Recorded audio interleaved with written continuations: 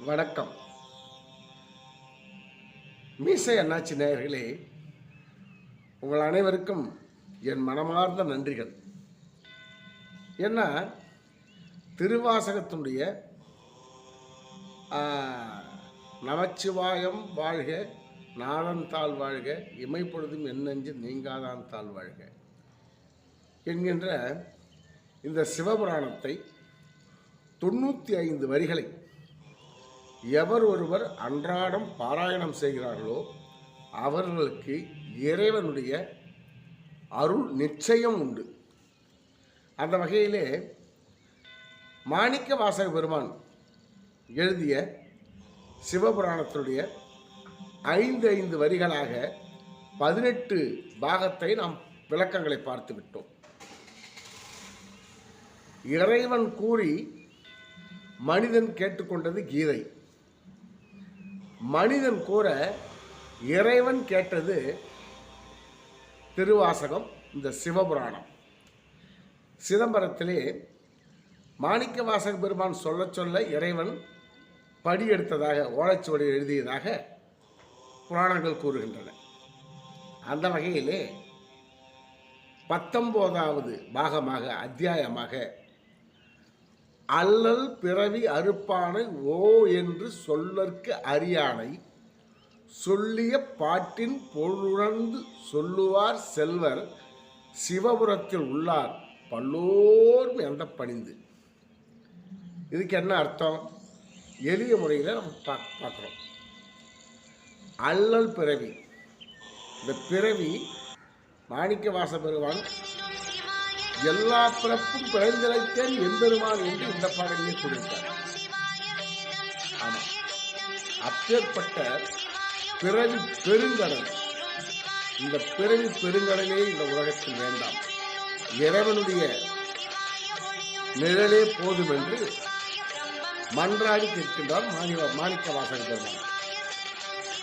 அப்படித்தான் அல்லல் பிறவி அறுப்பானை, இந்த பிறவி பெருங்கடலில் இருந்து நம்மை காப்பாற்றுகின்ற ஒரே இறைவன் நம்முடைய எம்பெருமான் சிவபெருமான். அல்லல் பிறவி அறுப்பானை ஓ என்று சொல்லற்கு அறியானை. ஒரு பெரிய மனுஷனை பற்றி நம்ம பார்க்கணும்னு வச்சுங்களேன், சொல்லி மாணவர்கள் அவர் புகழன்னு சொல்லுவோம்.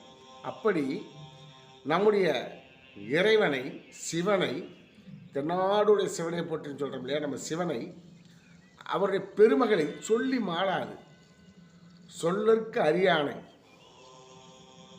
சொல்லவே முடியாது, சொல்லிக்கிட்டே போகலாம், எவ்வளவு சொன்னாலும் தகும். இறைவனுடைய அருள் கடல் அவ்வளவு பெரியது, இந்த அண்டத்தை விட பெரியது அவருடைய அருள். அப்பேற்பட்ட சொல்லற்கு அறியானை, சொல்ல முடியாது, அவருடைய புகழ சொல்லியே மாளாது, அப்பேற்பட்டவனை சொல்லிய பாட்டின் பொருள் உணர்ந்து இந்த 95 வரிகளில் இறைவனை புகழ்ந்தும், இறைவனை இறைஞ்சியும், இறைவனை வேண்டியும், எனக்கு முக்தி கொடு, இந்த உலகத்துக்கு முக்தி கொடு, இந்த பிறவி போதும் என்று மாணிக்க வாசக பெருமான் கேட்பதாகவே இந்த பாடல் அமைந்துள்ளது. அப்படி எழுதிய அந்த பாடல் சொல்லற்கு அறியானை சொல்லிய பாட்டின் பொருள் உணர்ந்து, அந்த பொருளை ஏதோ தானே நமச்சிவாயம் வாழ்க, நான் வந்தால் வாழ்க, அது இல்லை. நம்ம என்ன சொல்கிறோம், அந்த பாட்டுக்கு பொருள் என்ன, அதில் மாணிக்க வாசக என்ன சொல்ல வர்றாரு, என்ன எழுதியிருக்காரு, அப்படி பொருளை உணர்ந்து சொல்லுவார். அப்படி சொன்னோம்னா செல்வர், அவர்தான் உலகத்திலே பெரும் பணக்காரர். செல்வம்னா என்ன? அருட்செல்வம், இறைவனுடைய அருட்செல்வம் கிடைக்குது. அந்த அருட்செல்வம் கிடைச்ச, ஆமாம், சொல்லிய பாட்டும் பொருளுணர்ந்து சொல்லுவார் செல்வர் சிவபுரத்தில் உள்ளார். அவர் எங்கே இருப்பார்? சிவபுரத்தில், அங்கே இருப்பார், கைலாசத்தில், கைலாய பதிவு அவருக்கு கிடைக்கும்.